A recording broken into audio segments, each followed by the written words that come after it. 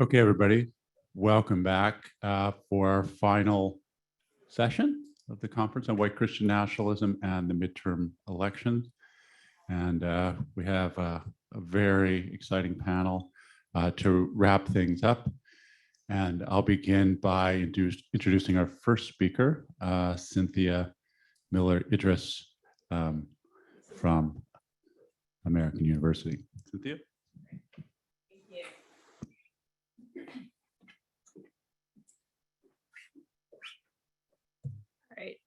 Thanks so much for the introduction. Thanks for the invitation, for hosting. I want to say first, I'm not really can you hear me okay? Yeah, not a scholar of Christian nationalism. So I focus on far-right extremism, particularly around the white supremacist extremist fringe globally. And recently, over the last few years, really focus on prevention and educational responses to it. So I spend most of my time in meetings like this with groups of people who are talking about policymakers and scholars talking about how to counter terrorism and hate crimes. And I will say Christian nationalism almost never comes up, which I'm shocked by after a few days here. So I was really eager to join this group when Phil reached out, both for entirely selfish reasons, to listen and learn, and also because I've long observed widespread Christian nationalist and other religious themes threaded through the ideology, propaganda, recruitment, mobilization of violence within online and offline white supremacist extremist movements, including the most violent ones. And this nudged me to kind of articulate how I'm seeing it happen. But really, I'm never asked this, and it never comes up, which I think has to change, obviously, as well. By brief way of explanation, so I spent about 20 years in Germany analyzing the German far right, especially related to school-based responses to resurgent far right extremism and neo-Nazism after the unification. I just got back from 2 months there a few weeks ago, so I still spend a lot of time there. But I now run a research lab called the Polarization and Extremism Research and Innovation Lab, or PARIL, at American University, that designs and tests direct interventions, often using video-based inoculation and short-form videos that confront propaganda, conspiracy theories, disinformation, et cetera. Part of that process, we have now 20 folks in the lab, some of whom I know are listening, so I really want to shout them out, who do a really comprehensive qualitative and quantitative mapping of narratives, tropes, rhetorical strategies, conspiracy theories, before we actually design any interventions and test them. So that work, along with my own research on white supremacist propaganda, merchandise, commercialization, online and offline cultures, is really the basis for what I want to lay out today. I know there are folks listening, I've seen it on Twitter, who want to know about comparative context and really want to know about what's happening in specific other countries, and I'm happy to get into that a little bit in Q&A. So I just want to note that my analysis here does draw deeply from my work in Germany, but also, and more specifically, in the broader online ecosystem, if you will, which is global. So I wanted to spend my time talking about what I've come to think of as a kind of mental scaffolding, or what sociologists and scholars of cognition call cultural schemata, following Paul DiMaggio. It's a structure that we hold in our heads that helps us receive and quickly process, interpret, understand new information as we encounter it, especially when that information is incomplete. Those schemata are sets of default assumptions, opinions, ideas, principles, and patterns based on our prior experience, knowledge, and awareness that allow us to kind of quickly be efficient in processing information as we come across it, especially when it's new or incomplete. These can be held consciously or unconsciously, but nonetheless deeply shape how we receive, interpret, and understand the information that comes our way.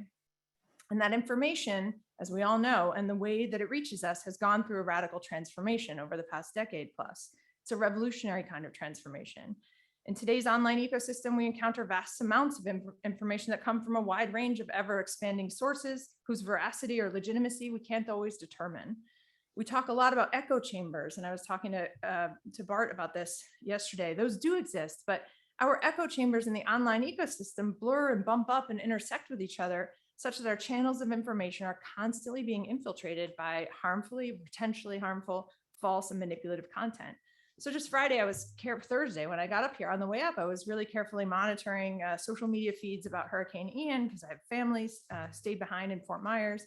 And more than once, I saw or clicked on a video of footage from the storm uploaded by someone who sort of marked myself safe in Hurricane Ian page, only to immediately discover those videos were not actually shot in Florida, of course. And even more troubling, some of those videos took you to other places, right, online, right? The propaganda sites, pornography sites, merchandise sites set up by trolls to sell products or other folks who want to take advantage or just provoke and harass people. That's just an everyday example of like what we all face every day in making decisions about what we're seeing. And now that teenagers, just to name one data point, in the US spend more than half their waking hours online, averaging about 9 hours a day, we can start to understand how those changing landscapes of online information and disinformation matter as we receive and process significant amounts of questionable material every day, make split-second decisions about what's true or not. So getting back to white supremacists and other supremacist types of propaganda, much of my work has been animated by the question of what makes that propaganda so persuasive to so many, and what kinds of tactics and manipulative techniques the producers of that propaganda use, as well as how we can best combat it. So in that light, thinking about what I now am coming to think of as a trickle-down effect of Christian nationalist themes in global violent white supremacist extremist discourse, it's a way of seeing this existing mental scaffolding as a way of helping the propaganda take root, right? Helping the propaganda be persuasive. As that mental scaffolding, particularly as we heard over the last few days, is held by more and more people, or they encounter it in their everyday lives in more and more places, in their churches or in their social media feeds. Other speakers over the past 2 days have shown how Christian nationalist rhetoric has grown, especially through what Sam and Phil call this deep story of American exceptionalism, its emphasis on being a chosen people, coming end times, cosmic battle, the racial curse origin, etc. That deep story and other parts of the scaffolding or cultural schemata of white Christian nationalism are themes that show up across the mapping work that we do in the lab on male supremacist propaganda, scientific racism, Holocaust denial, the Great Replacement, anti-immigrant discourse, but also specifically in terrorist manifestos, memes, online discussion boards, and online fora, and in the language used in written or verbal statements of terrorists across the globe. So in sum, I'm going to argue that religious and Christian nationalism has a kind of trickle-down effect by helping establish or exploiting existing cultural schemata that allow supremacist propaganda to be more readily received in ways that may help radicalize and promote violence within global online supremacist subcultures. I'm going to do that by looking in 3 categories where we see this happening. One is themes of purity and contamination. The second is discussions of God-given hierarchies and the natural order of things. And the third is mythological fantasies and moral obligations to act. Each of those categories is infused with religious narratives, Christian nationalist themes that radicalize individuals toward a sense of existential threat, frame violence as a duty and a sacrifice, and mobilize individuals to violent obligation as martyrs who are obligated to act and share their truth in order to inspire others and prevent the fall into darkness. So the first one, this is ubiquitous. Of course, everyone will recognize it. Dichotomies of purity and contamination, or sacred and profane.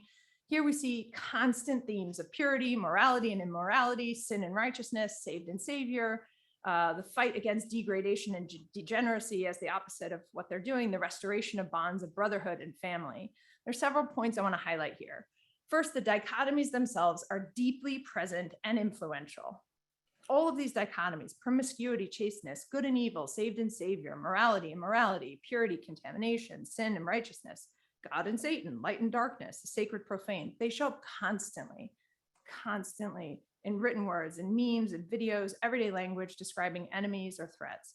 Other religious and Christian nationalist themes also come through: grace, redemption, chosen ones, etc. But this kind of black and white thinking, the constant juxtaposition of goodness and evil, of what we are versus what they are, and then linking them to a sense of existential threat, is essential and central. We saw this as, and Thea pointed out yesterday in Putin's speech, as he referred to the spiritual forces of the Russian people and denounced the West as Satanists. I mean, this is just coming through. Anne mentioned also the democrats concept that's coming, and the idea that a candidate like Beto O'Rourke would be described by someone as the son of Satan, right? So we see this in just everyday discourse and in the extreme fringe discourse. Second, the dichotomies themselves drive the sharing of ideological content. So this is especially true for race science. The idea of contamination plays a starring role here as an ideological entry point to extreme radicalization and dehumanization, especially as it relates to issues of purity. But we also see an emphasis on traditional gender roles related to issues of sexual morality, consent, control of women's bodies, in hierarchies where the purity needs to be maintained against an existential threat. Of course, also deeply linked to white women's perceived role in reproducing the nation. Third, the dichotomies mobilize action. So the righteous ones are fighting against degradation, degeneracy, and the degenerate left, as I said. This is a way of depicting the other as morally bereft, but also disgusting, perverse, and dangerous. So Liliana Mason and her colleagues have traced rising moral disengagement in the country in which the nation is not just wrong, but evil. And we see that in spades online. It leads directly to dehumanization. It's a direct and well-documented precursor to mobilization of violence. The anti-trans moral panic and violent mobilization that Annika mentioned yesterday fits in this category too. And finally, as I've traced in other work, these dichotomies are carefully and constantly intertwined with adjacent messaging, especially connected to self-help, self-improvement and discipline, the rejection of pornography, promiscuity, a heavy focus on physical fitness and body image, a straight-edged lifestyle, the desire for structure, restoring bonds, brotherhood, family, or restoration to some prior desired time. So it's not all just negative. Part of what makes it so effective is that through connection to action that actually does, in many cases, improve people's lives by giving them a sense of purpose, a way to structure their lives, start getting the endorphins that they get from working out, let's say, this propaganda becomes self-reinforcing, right? And so we've seen that a lot. Okay, second category, God-given hierarchies in the natural order of things. Here we see constant elaboration of anti-Semitic and racist conspiracies about power, scapegoating, inequality, violence, hierarchies of superiority and inferiority that are all justified as the true nature of the world, the natural order of things, or the God-ordained or God-given order of society. It's hard to emphasize enough how absolutely foundational hierarchies of superiority and inferiority are to all supremacist worldviews. And it shows up in several ways related to the cultural schemata of Christian nationalism that we've sort of been hearing about the last couple of days. The core idea is that humans exist within hierarchies whose purity needs to be maintained for a sense of identity, belonging, and purpose. And whites, and especially white men, face an existential threat from anyone who threatens that purity or those hierarchies. What we often see in radicalization trajectories is that people later describe what they saw as a natural and logical progression of beliefs, such as the pieces start to fit together, right? So people feel like they've had an awakening. It's called red pilling in far-right subcultures, which is a matrix metaphor, but is essentially described in ways that are like being reborn or baptized or awakened. Ideologically, the hierarchies of superiority and inferiority and the supremacy itself is both racist and anti-Semitic, often rooted in scientific racism based on false claims about intelligence or brain size, for example, but also misogynistic, rooted in a militant masculinity that rejects any change in male supremacy and patriarchal power. Often, as we heard a lot this weekend, connected to kind of promotion of the family, traditional gender roles, paired with anti-LGBTQ+ rhetoric, legislation, and violence. That anti-Semitism and parallel Islamophobia is firmly global, as we see in the Great Replacement conspiracy theory that I know Jason's going to talk about.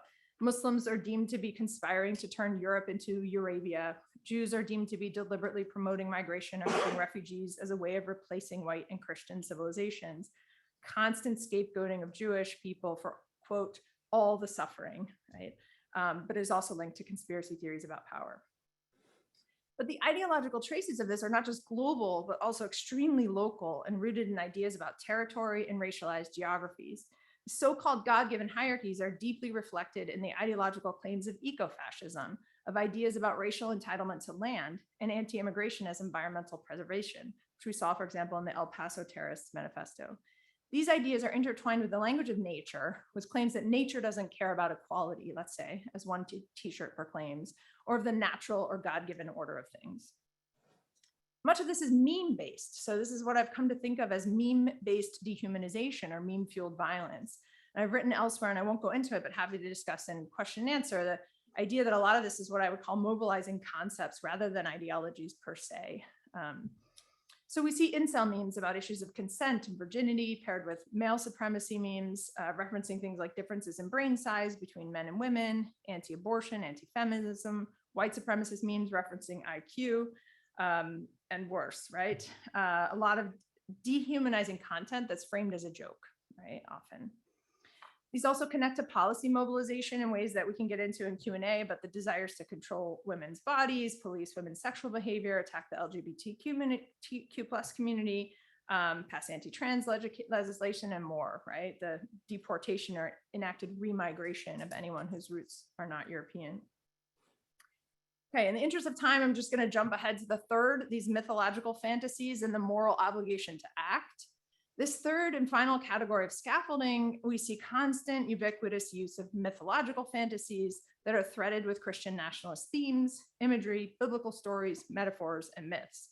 So we have, for example, relentless repetition of imagery and fantasies of the Crusades, themes of restoration, rebirth, glory, tradition and traditionalism, redemption from moral sacrifice, justice, and challenging an unfair world.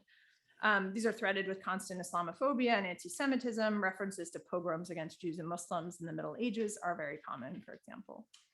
This links to accelerationism and apocalyptic fantasies that extremist and terrorist groups promote about the collapse of society, the supposed conspiratorial replacement of Western civilizations, and the existential threat to white populations by non-white or non-Christian immigrants, and an imagined post-apocalyptic world, rebirth of a new world order that will lead to a restored white or Christian civilization. Accelerationism I could go into for a while, and I just want to say there's a lot of different types of accelerationism, but on the global scene for white supremacist accelerationists who are arguing that the inevitable result of the threat to whites from demographic change will be a collapse because there's this replacement of white Christian civilizations coming. It's often framed with policies like we've seen 43 states over the last 12 years introduce over 200 anti-Sharia laws, for example. So that you do see a legislative effect of some of this as well, which I think helps reinforce some of that scaffolding. I want to say that it connects in the language that is used online in particular to issues of urgency and framing violent action as a duty and a sacrifice to keep the world from falling into darkness. So violence, this came up earlier, it's not just justifiable, it's preferred, right? It is valorized. Violent actors are martyrs and saints who have a sense of obligation to share the word and to be saviors. Their followers quite literally see themselves as disciples who seek to emulate and reach that level of sainthood. This is really connected to a lot of emotional language around meaning, a sense of purpose, a sense of urgency, righteousness.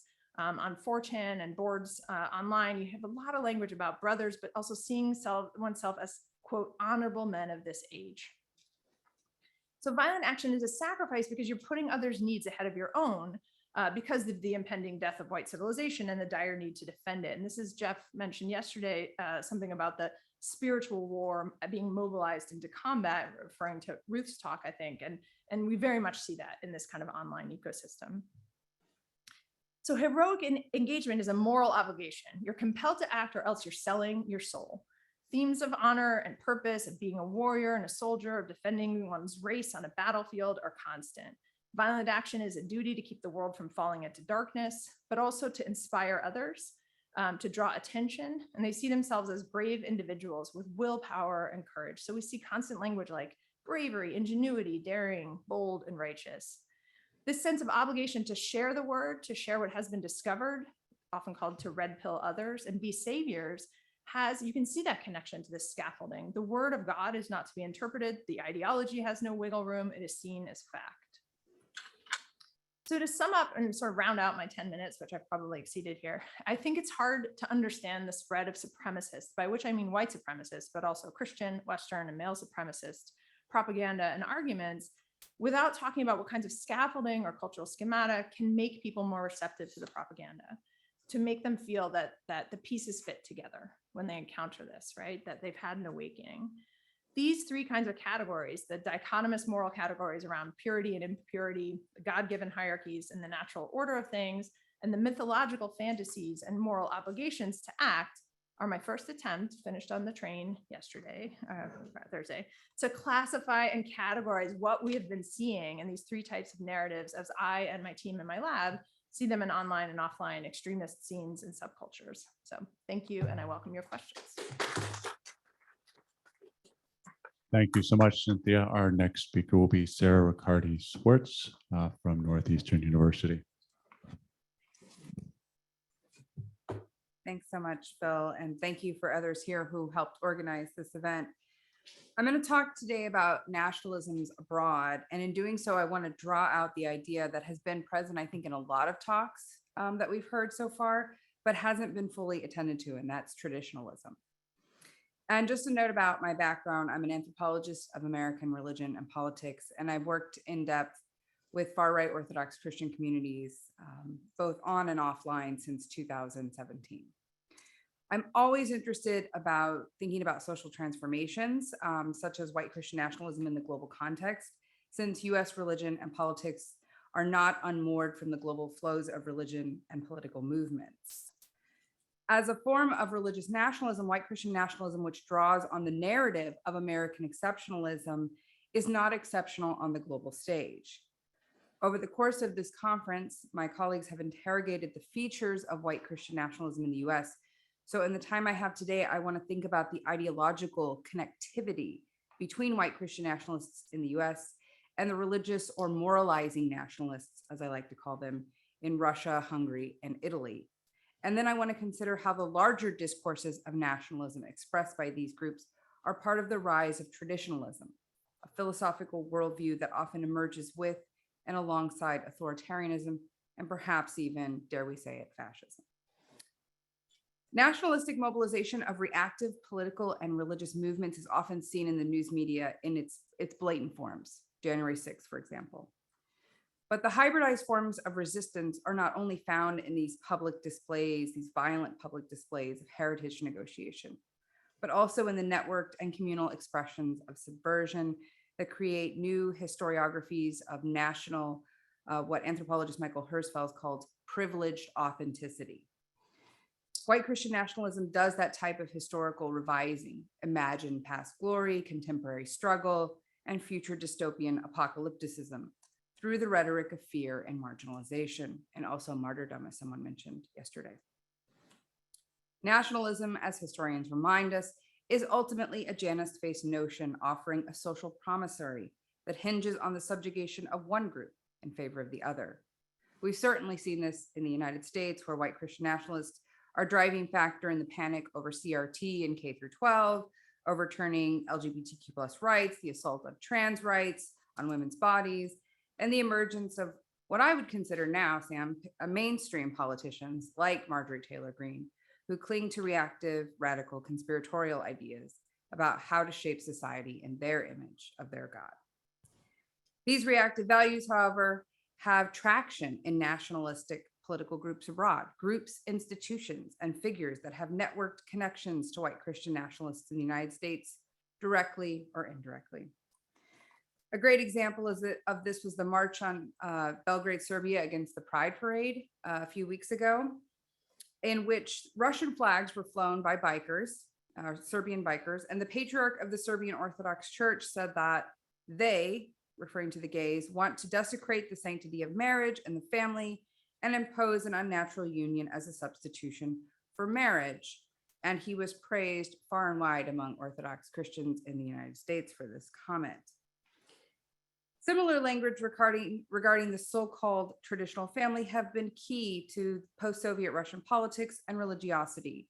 And Russia, given its war against Ukraine, among its other nationalistic endeavors recently, rightly commands our attention when considering religious nationalisms globally.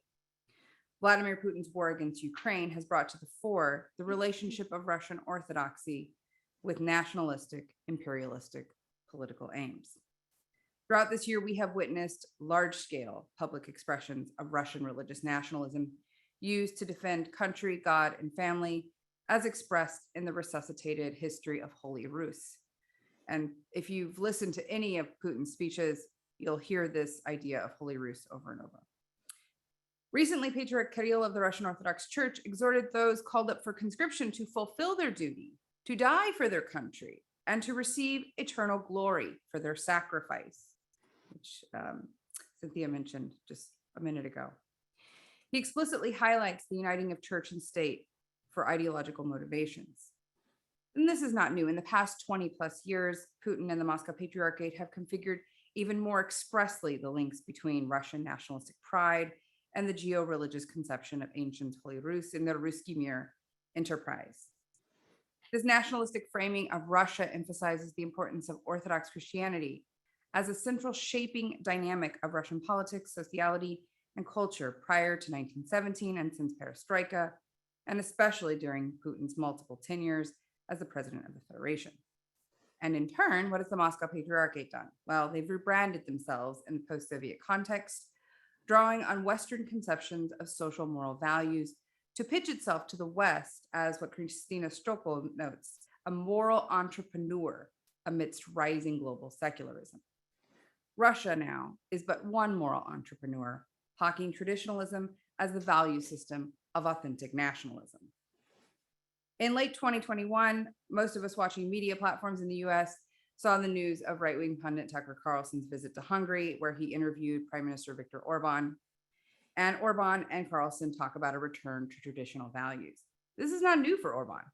8 years prior, in 2013, he was at Chatham House giving a lecture where he urged the return to traditional values in Europe, arguing that the basis of democracy is the Christian ideal of Imago Dei.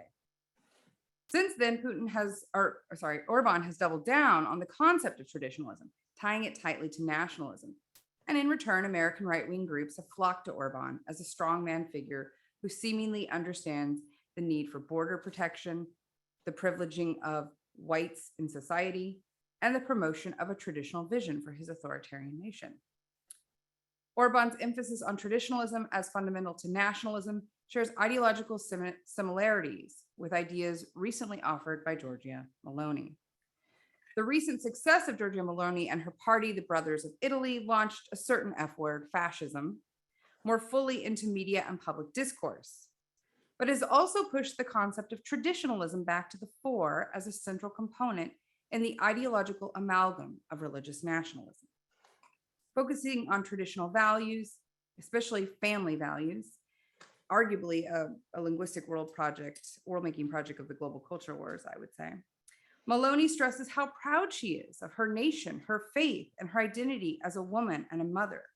And this sounds very familiar to the white Christian nationalism rhetoric we hear from Marjorie Taylor Greene, Candace Taylor, Lauren Boebert, and other far-right female leaders in the US.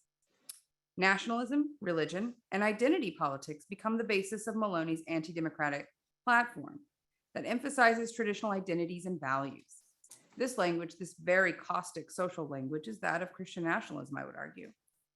And let me pause here to say that while Meloni is certainly far right, perhaps even fascist, she is no fan of Putin. So it's interesting that this idea of traditionalism works in both countries in different ways. Two leaders who have very different ideological aims. At the same time, her ideological project of nationalism is conversant with Putin, and as such becomes a networked node in the global production of new nationalisms. While Putin, Orban, and Meloni are focused on preserving their own countries through traditional ideals, they are also oriented towards the US. Do not be mistaken about that.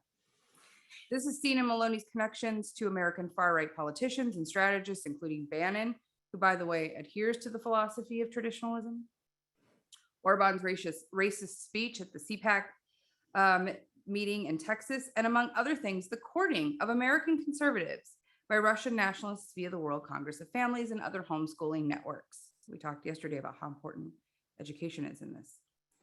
Religious or moralizing nationalists abroad find ideological compatriots among the American far right, especially white Christian nationalists, by courting that concept of traditional values. In the United States, white Christian nationalism has become the fashionable moniker adopted by far right politicians, including Marjorie Taylor Greene. Nicholas Fuentes has recently said he's a Christian nationalist.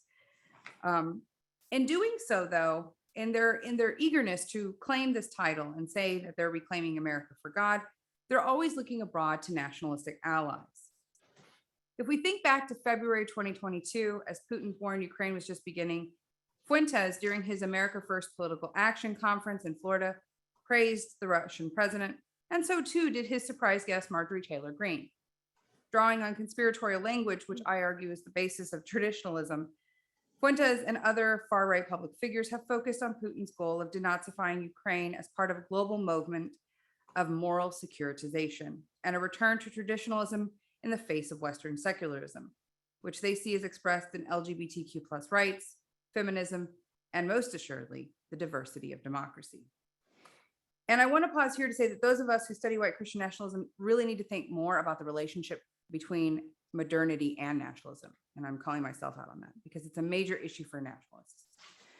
So the question for me is, what do all of these nationalisms have in common? In the American iterations of Christian nationalism and those we find in Hungary, Russia, and Italy, we find a triptych of belief, behavior, and belonging, drawing together ideological compatriots separated by geography, even by politics, language, culture, and religion. This ideology is that of traditionalism. As we look across the globe at the forms of nationalism, particularly those attached to religious social projects, I see a unifying element that creates a networked story, one we hear in various expressions and languages, that of a return to tradition. And when I say tradition, I'm not simply talking about values. I'm talking about a political project of discontentment with modernity, discontentment with democracy, discontentment with diversity. Traditionalism is the undergirding impulse of nationalistic projects. And often the concept of tradition is an invented worldview born out of the nostalgic renderings of a mythic past that never was. By traditionalism, I'm also talking about the political philosophy that focuses on the defense of universal ideas and ancestral return to understandings of the body, the self, and society, strains espoused by René Guénon, and the so-called father of traditionalism, actually, and Julius Evola, a traditionalist philosopher in Italy, who saw himself as being right of fascism, so that traditionalism has become even more radically right-wing than fascism. In the political context, traditionalism is a philosophy that has links in the contemporary and historic periods to notions of purity and white supremacy, Cynthia has pointed out. It is a world-orienting paradigm that allows nationalists to see their religious beliefs and political practices as fighting in tandem against both the democratic structures of power and social immorality in order to return to some sort of primordial, structured, Edenic truth for society.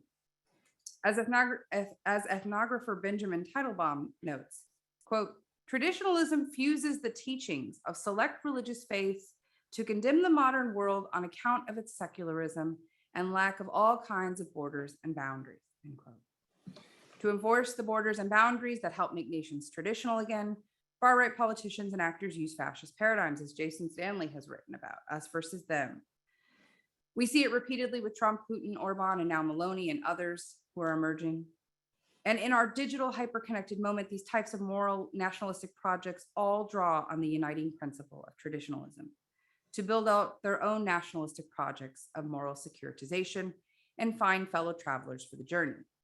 The negation of human rights, the policing of the body, the erasure of difference, the cult of masculinity, the praise of patriarchy, and the subjugation of those unwilling to align with certain social moral values are part of this religio-political amalgamation of traditionalism. And I'll conclude here. Religious nationalism is a network project, and as such, it demands that we look at more than just the bureaucratic state-level forms of nationalism.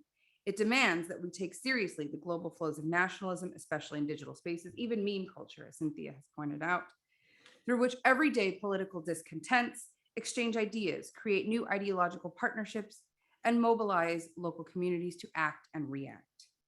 The fears over purity, sexual, spiritual, racial, are part of the conversations and beliefs Christian nationalists in the United States and radical actors elsewhere have, and they are more than just words. They give language to these far-right world-building projects that draw on anti-Semitism, homophobia, and racism to create an anti-modern traditionalist reality. Now, this sounds dramatic, right? Until we think about January 6th, until we think about Russia's current war in Ukraine, until we think about a potential fascist becoming the prime minister of Italy. These movements use reactive language to do what I term ideological terraforming, namely building a traditional world or reality from the ground up.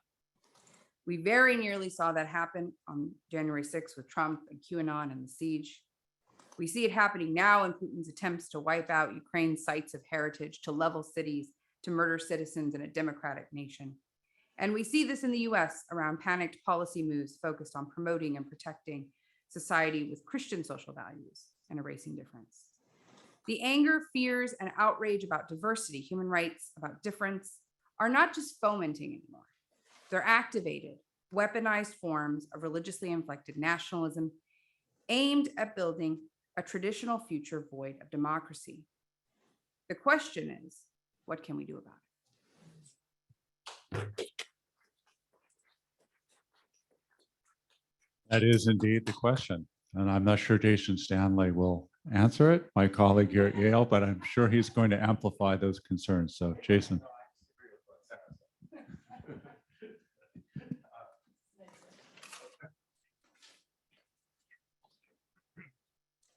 Okay, first of all, I just wanted to thank Phil for organizing this conference, which has been a remarkable confluence of scholars that who I've long wanted to meet and who have deeply influenced me. So maybe we could give a round of applause to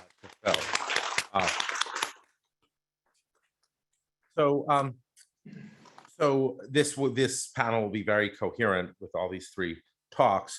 We were challenged to ask about the international context. So as a philosopher, my response is to find some commonality between the structures and patterns here. And I'm going to speak to one of those commonalities, great replacement theory.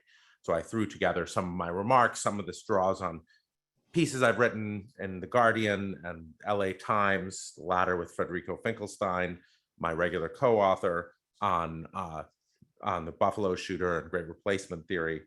And this is emerging as a sort of companion piece to my piece in Project Syndicate, which is open access, so you can called The Genocidal Identity, which really resonates with the first panel, where we were starting to see that there's an identity emerging.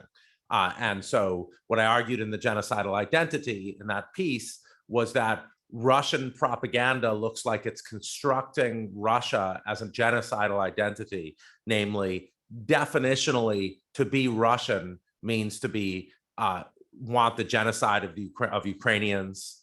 To be Russian means to revel in the genocide of Ukrainians. And I argued, I use as analogies Confederate identity, which is essentially defined in terms of slavery, the practice of slavery, and Aryan identity in Germany, which is essentially defined in terms of a genocidal project. And now what I'm going to argue is that genocidal identities are constructed logically by a paradigm way as via great replacement theory. Okay, so what ties together Hungarian Prime Minister Viktor Orban, the French far-right leader Eric Zemmour, far-right demonstrators in Charlottesville, the mass murderers Anders Breivik, Peyton Gendron, and many others? Their rhetoric, politics, and actions are based on great replacement theory. Breivik and Gendron, both of their manifestos very clearly delineate great replacement theory as primary motivation. And my thinking here is that at the basis of anti-democratic identities is great replacement theory. And so we should, it's what makes an identity in particular genocidal. So I want to situate great replacement theory as an example of what I call elsewhere genocidal identity, and specifically as a kind of genocidal speech. So what is genocidal speech? Genocidal speech is speech that targets a social group and provides justification for its genocide, either physically or culturally. Genocidal speech is connected to the most extreme form of an antagonistic ideological social group, a group whose ideology is structured around a strongly negative collective emotional attunement to another group. This is vocabulary from my forthcoming book with David Beaver, The Politics of Language. So what we've seen already in this conference, what Sam Perry was talking about, was that we're seeing the political parties, Republican identity, as an antagonistic ideological social group based around hatred of Democrats. The new conservative dating app really brings that out. Genocidal speech builds the strongly negative collective emotional attunement by defining the group as being those whose existence is most directly and existentially threatened by the supposed enemy. A genocidal antagonistic ideological social group is a group whose identity is based on being most directly existentially imperiled by the existence of another group. Then you can ask about whether particular groups, you could ask whether, say, whiteness as an identity traffics in this, or whether it's more less like that. So genocidal identities are formed by representing the target group as an existential threat. One way the existential threat is posed as what Susan Benesch and her collaborators in the Dangerous Speech Project call accusation in a mirror. Quote, attributing to one's enemies the very acts of violence the speaker hopes to commit against them, unquote. In Thucydides' History of the Peloponnesian War, the Athenian Cleon gives a speech to justify slaughtering all the Mytilenean citizens on the grounds that they would slaughter all the Athenians in a moment if the tables were turned. Cleon's speech, Antiquity's paradigm of demagoguery, is an exercise in genocidal speech. Its principal narrative structure is accusation in a mirror. Genocidal speech inherits its power from lengthy histories of conflict, oppression, and revenge. Lynn Terrell, in her well-known paper, Genocidal Language Games, describes this as social embeddedness. If out of the blue, a politician starts describing a group as vermin, it won't have much effect. The description of the target must take place in an environment in which there's a deep history of conflict with a targeted group. Though as Nazi Germany shows, you can help create that conflict. You can juice that conflict very quickly. Take in a US example, the power of the super predator campaign, a clear example of genocidal speech in the 1990s directed against young Black men, derives from social embeddedness. In the United States, there's a long history of demonizing Black men by connecting them to horrendous violent crimes. Many Americans operate in this social context and use words that are part of speech practices that legitimize the racist ideology that Black men tend to be criminal by nature. The introduction by John DiIulio of a word like super predator must be understood in this long historical context. It was a novel addition to an anti-Black racial ideology and was effective not primarily because of its isolated shock value, but because of what it added to that ideology. Ideologies are collective attunements to, among other things, practices of behavior, and this includes verbal behavior. Simply calling a group vermin out of the blue is not going to create something. It has to take place with a rich ideology in the background. The key concept in the study of genocidal speech is that of existential threat. The power of genocidal speech to mobilize depends on these local histories of conflict and hatred, which undergird the power of accusations of existential threat.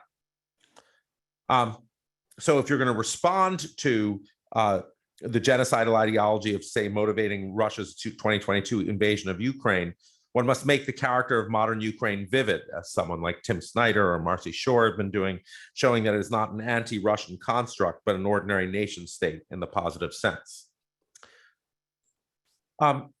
Great replacement. So accusation in a mirror is one way to present a group as an existential threat. Great replacement theory is another. It's central to 20th century mass violence of casting. Great replacement theory presupposes an ideology of the nation, according to which is it historically, ethnically, and religiously homogeneous and pure, with a set of fixed traditions, thereby clearly connecting to Sarah's talk,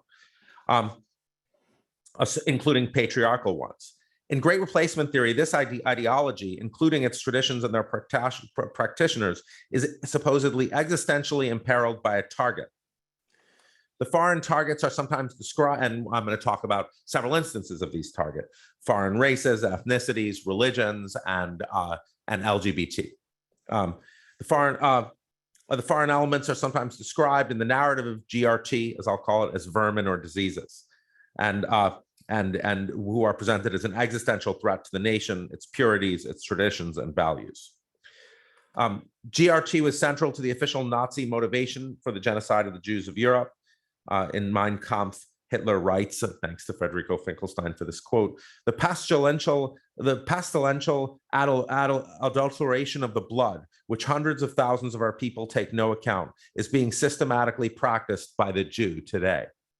Systematically, these black parasites in our national body corrupt our innocent blonde-haired girls and thus destroy something which can no longer be replaced in this world.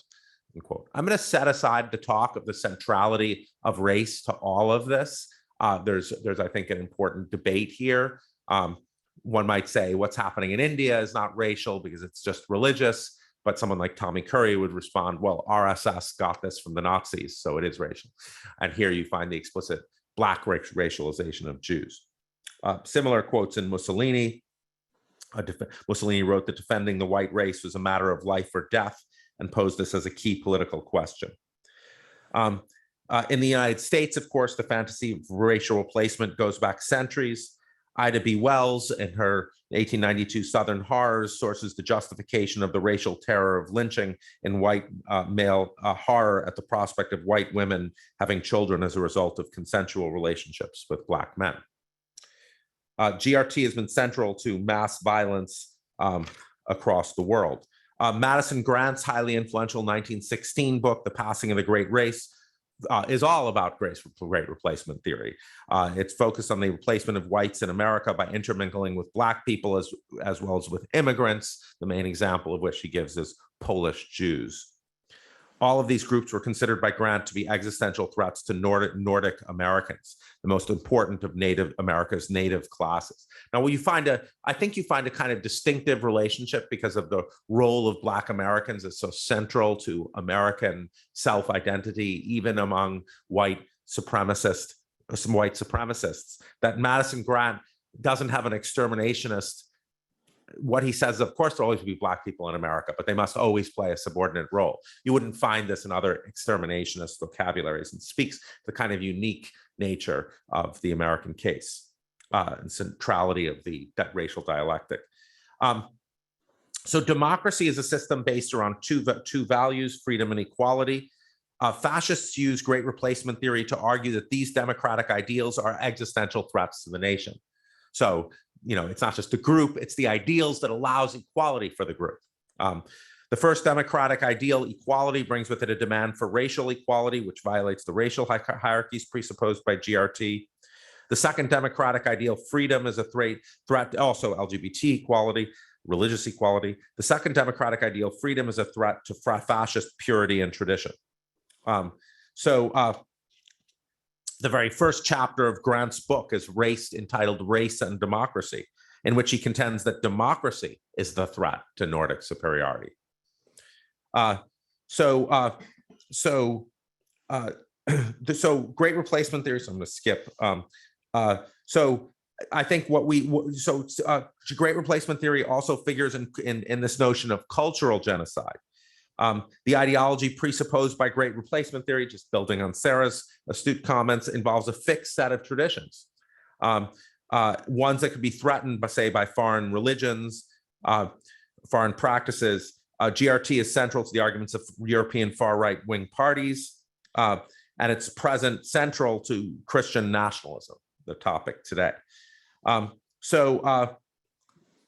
We can see this. We can see the great replacement theory logic in the current campaigns, current far-right campaigns against critical race theory and the campaign against gender ideology. Christopher Rufo is very open about his techniques, which is nice. So he tells us, I didn't pick the name for that view. Meaning, what is he saying there? He's saying, well, you guys called it critical race theory, and I can then exploit that to go back to a long tradition that Marxist communist Jews are inciting Black Americans into a race war, which is, and hence replacing white power. So in other words, the basis of the anti-CRT campaign is a hearkening back to the classic second Ku Klux Klan great replacement theory. The communists, the communist Jews and the communist Black people are trying to replace Christian white power. And I'll end by just making the obvious points about gender ideology that Annika spoke about yesterday. The propaganda campaign against gender ideology, also as David Livingstone Smith notes recently, including on my Twitter feed after I posted Annika's, it's exterminationist. The campaign against gender ideology first arose in the 1990s as a counter movement to the success of feminist and LGBTQ movements. Elizabeth Corridor's Unpacking Gender Ideology is a great paper here. The feminist and LGBTQ movements had challenged dominant understandings of gender, instead of understanding gender as a cultural construction. The counter movement, which first started in the Catholic Church but has now spread worldwide, has taken the form of representing these social constructionist views of gender as an existential threat to traditions. In short, the campaign treats feminist and LGBTQ social movements as existential threats to traditional patriarchal values, which they would replace. So we found in Putin's speech yesterday, him saying that, transgender, oh, they're going to call you parent one and parent two. The idea is they're replacing woman, traditional genders. So Putin and Maloney both say the exact same sentence, parent one and parent two. They say they're going to replace gender by just numbers. And this links to sort of Hitler's critique of democracy in Mein Kampf, of course, when he says democracy, and democracy are just a number. There's no individualism in democracy. There's no identity in democracy. So therefore, great replacement theory is in its essence anti-democratic. The campaigns against CRT and gender ideology inherit their anti-democratic character from their basis in GRT. What we face is a combined, all these attacks on LGBT, on women, on minorities, racial, religious, sexual, they're all structured by the same logic, and it's a logic that aims to destroy democracy itself. Thank you.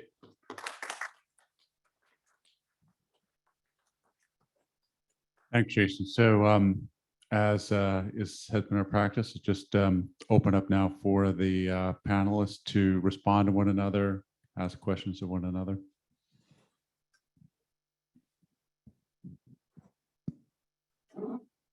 Start. But fascinating, both of you. Thank you. With a question for Jason about the Great Replacement name. I mean, so one of the things I'm taking from what you're saying is that this, this decade-long or 11 or 12-year-long treatise that's been circulating in white supremacist circles because of the publication of a book by the name The Great Replacement, it has deep roots that are much longer and more historical. So it's not really a question, but a comment about, do you see it going back further than, than those early first 20th century forms of fascism? Right. So is this working? Oh, right. So Madison Grant's book is just Great Replacement Theory, and that deeply influences Hitler. The question for me as a philosopher, since I'm not like you guys and go places and find out things from the world, is how much do I think this is central conceptually to the identity formation that justifies genocide? That's how I would take your question.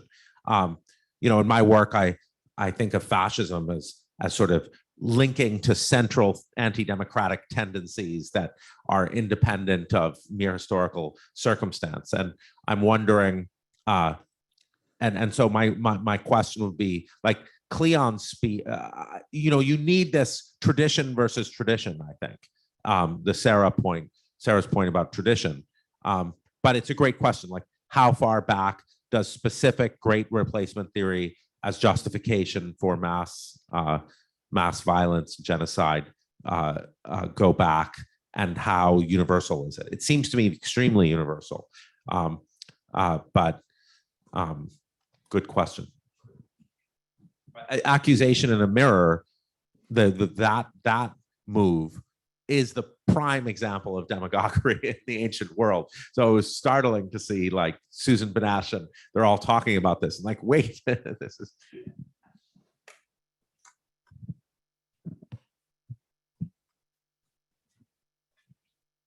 Let me put one question on the table, which has been coming up a great deal.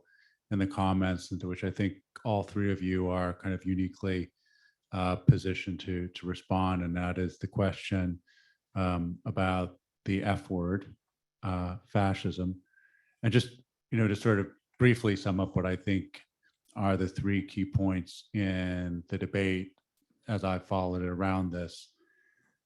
One is we have to use that term because we have to call it out. People have to understand where this is headed.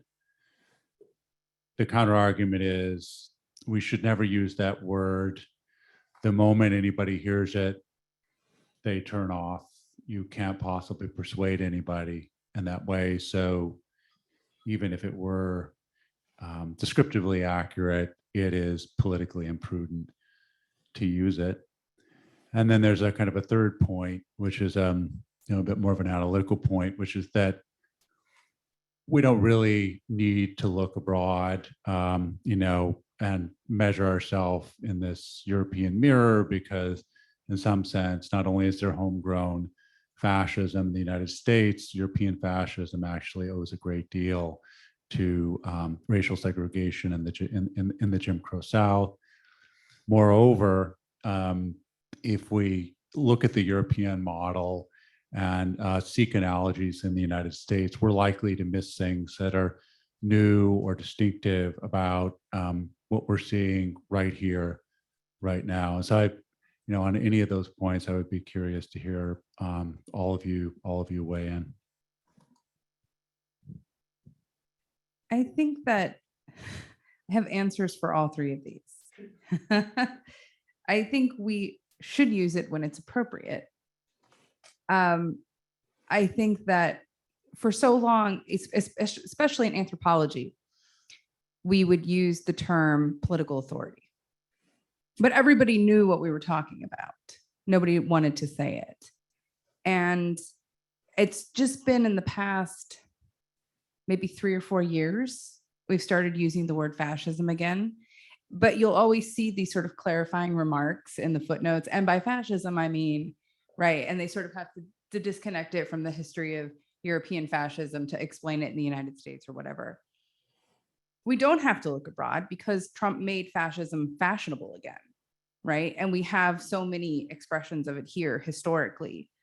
But if we want to understand how it's rising in its new formations, we have to think about both the history of European fascism and the history of American fascism, because it's here. We are, Flannery O'Connor said, we're Christ haunted. We're fascism haunted here.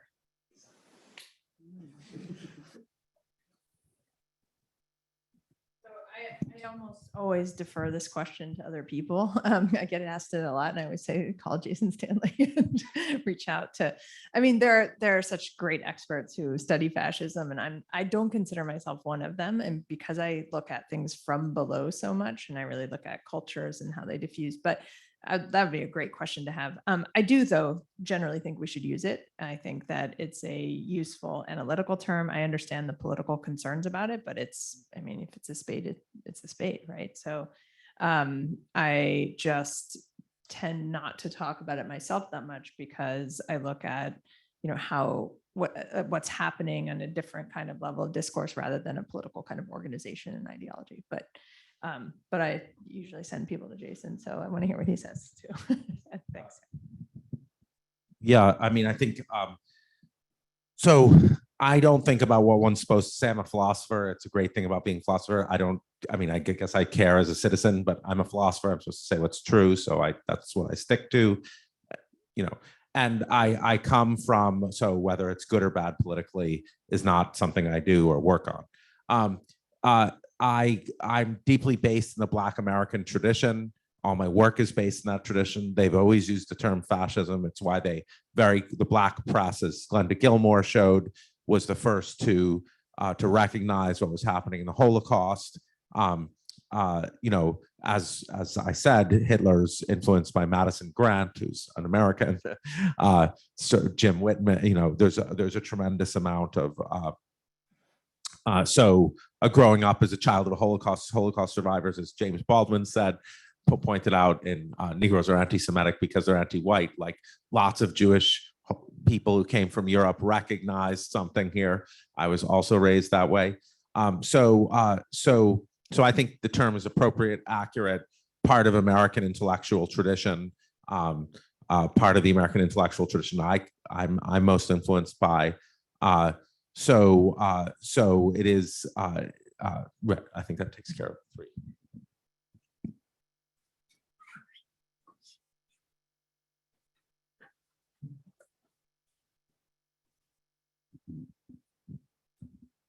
Hello. Transitioning from fascism to internet memes, I'm curious to ask Professor Miller-Idriss. QAnon is super interesting to me, primarily in the beginning, especially because you had like an older woman wearing a QAnon hat. And she's like, yeah, I consider myself an Anon. And it's like, does she know what 4chan is? Does she go anywhere but her Facebook page? Probably not. And so it's a really interesting thing of the production of this content and the consumption of this content are often different groups, and the internet literacy and like the intergenerational thing of, a 4chaner can be like, yeah, I'm just creating memes. I'm never going to vote in my life. But this meme I created now is mobilizing an audience they otherwise would have no contact with. So I think that's really interesting. Yeah, very interesting. And I would just add that, in the QAnon case specifically, we saw a lot of mobilization of women through alternative health networks, yoga studios, wellness platforms, right? So places where people were skeptical of authority or of science already, or where that was promoted. And so again, when you're thinking about different types of scaffolding or schemata that might make someone more receptive to something, that could be a different type, right? So the same type of meme could resonate with 2 different groups of people for totally different reasons. So Christian nationalist frames might be one, but you could also have this whole skepticism of science, promotion of alternative health. And then your yoga studio head is sending this out, as part of and you believe that person. And so that's where a lot of the anti-vax and anti-government intersections started to come around too in 2020, 2021. So I think the moment where I got seriously worried was really right around March 2020, when we started seeing like QAnon, anti-vaxxers and anti-government people come together, like these strange coalitions and the blurry ideologies, when you were like, okay, if these people are coming together on a lowest common denominator kind of way. And that's exactly what we saw like on January 6th. We still see that they're mobilized by totally different reasons. They wouldn't normally cooperate at all. Often ideologically quite opposed in many ways, but they see this thread connects them and mobilizes them and radicalizes them, frankly. And I think that's exactly what we saw with a lot of women, not all women. Some women were drawn to it through maybe some kind of Christian nationalist frame, some through their pastors, through whatever, like through other spaces where they're spending time on Facebook or whatever. But I think that's part of the channel that we saw. And part of what we're seeing are these different ecosystems offer so many different channels to resonate with so many different people, so that the same piece of propaganda can draw in people who are totally different from each other and ordinarily not aligned. And that's where it gets really weird. Brad Onishi, University of San Francisco. So I wanted to ask both Sarah and Cynthia about gender, traditionalism, nationalism, and also white feminism. And so when Maloney was elected, I saw a lot on social media about how, yes, her ideology, blah, blah, blah, blah, blah, but she broke a glass ceiling. And both of you mentioned Boebert.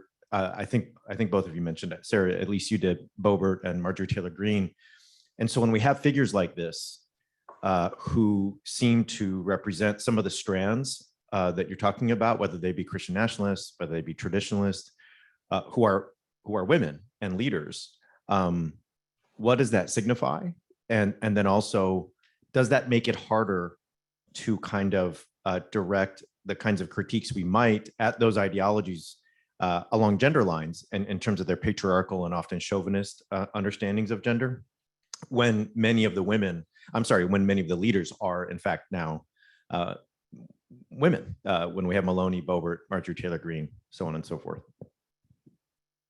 I think it means we need to go back and read Saba Mahmood again, because we too often deny the agency of conservative and far-right women when it comes to adhering to and believing things. We assume that they're just following in line as good spouses, good mothers. But many of these women are fully committed to this cause. In fact, I'm tracking a group of women right now who are committed to supporting current women politicians.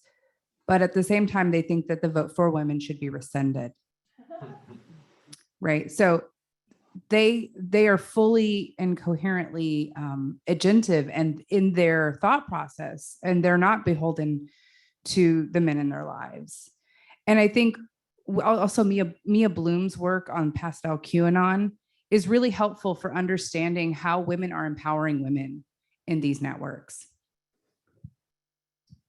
Yeah, I was just going to pick up actually on that exact point about empowerment, but two things I'll say. One, we've seen this repeatedly over time. We saw it with the Tea Party. We saw it with, where women were empowered to be mobilized as local actors, take charge of groups, also often framed around motherhood and around the defense of the family and protecting their children in ways that resonated, but also gave them channels to be sort of leaders.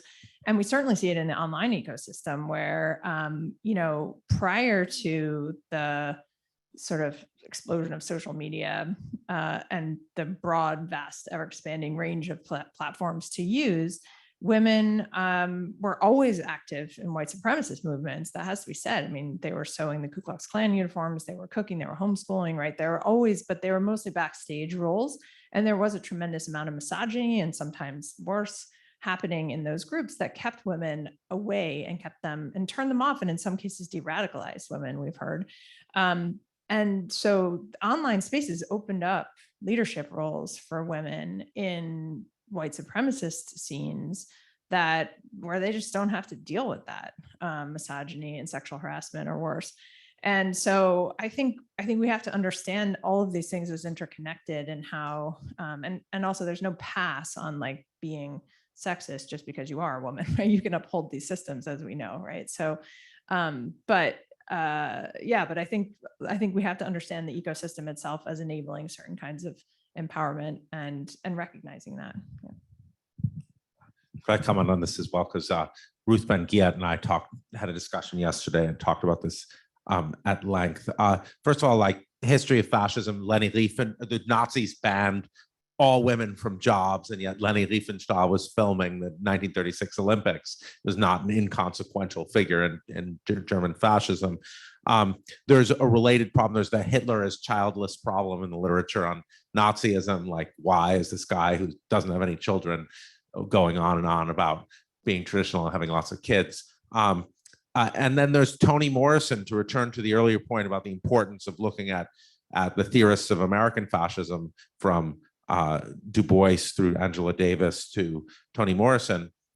Toni Morrison, in their Racism and Fascism piece, lists these these sort of fascist practices. She doesn't say America is a fascist regime. She says it gives fascist solutions to national questions, and she says enlist collaborators. And I don't want to call. I mean, Sarah's point derailed me because she's saying, no, don't call them collaborators.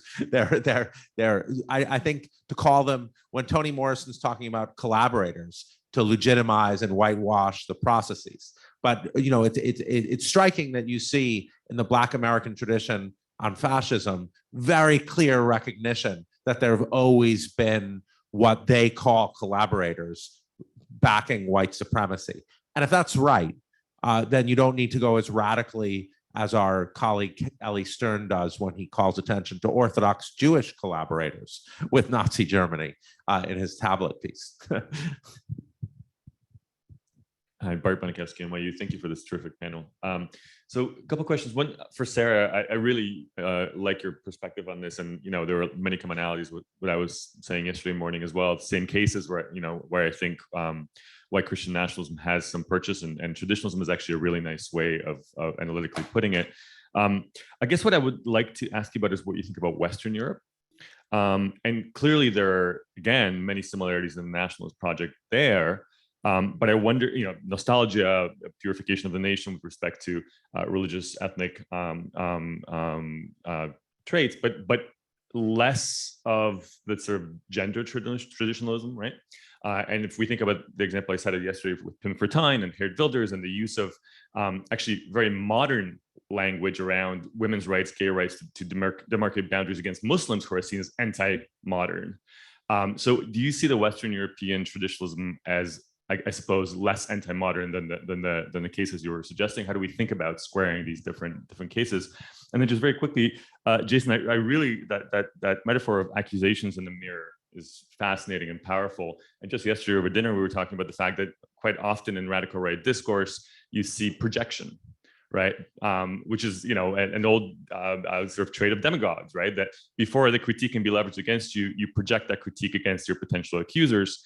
And I wonder whether that's sort of a fundamental feature of radical right politics, whether you see it in memes as well. Cynthia, that's kind of, Trump did it masterfully, right? He would always project what he was about to do onto his critics before they managed to get to him. Yeah, I think it's a great question. Thanks. And I was thinking of your presentation as I was furiously writing up mine last night. Yeah, I think there's these different ways that Western European countries lean into traditionalism. And what that means in relationship to modernity, I think we're still trying to understand. And so is it that, anti-modernism is aligned with traditionalism, or is it that traditionalism has some sort of futurity to it that is secular, is modern in its own way?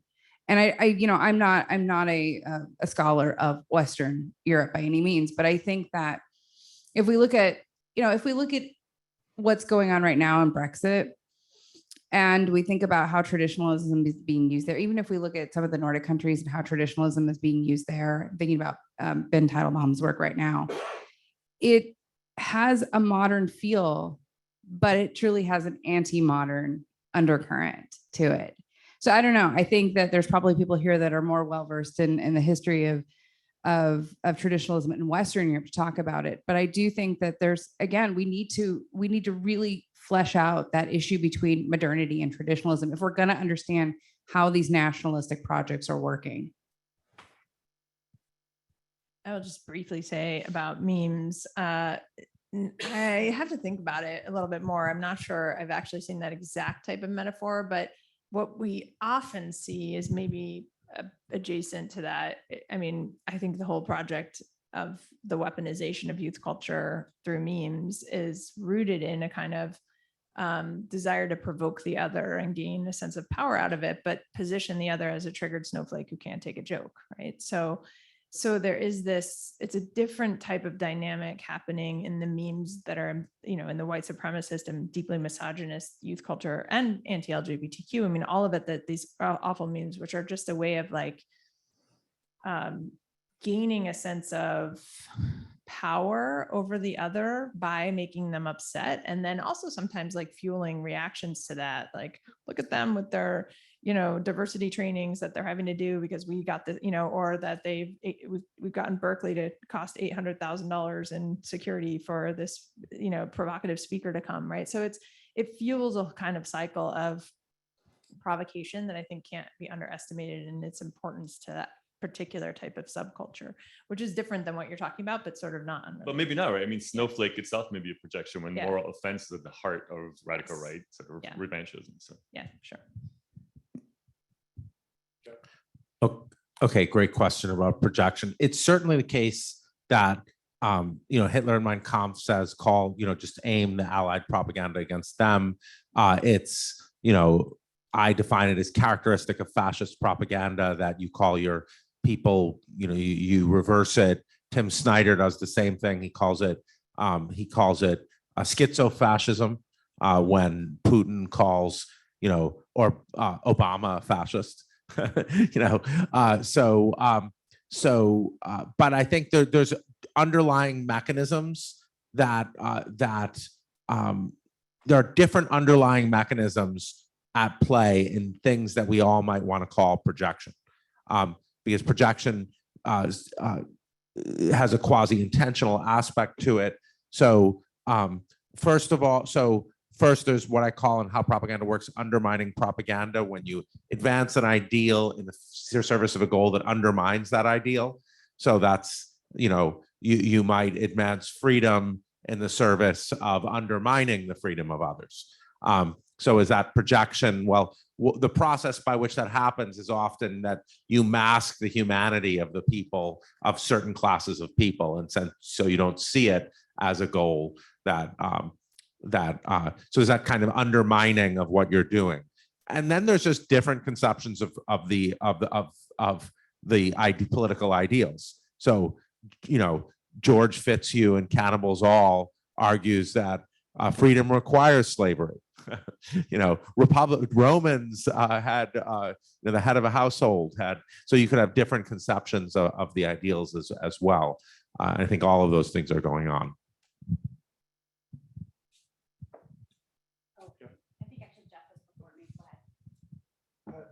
This is a question, I guess, for Sarah, but maybe for all three of you as well.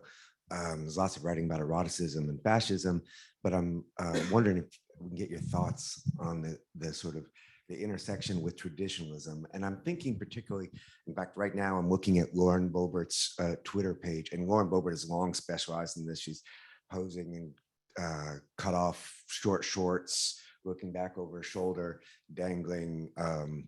It's a machine pistol, but it looks like an AR.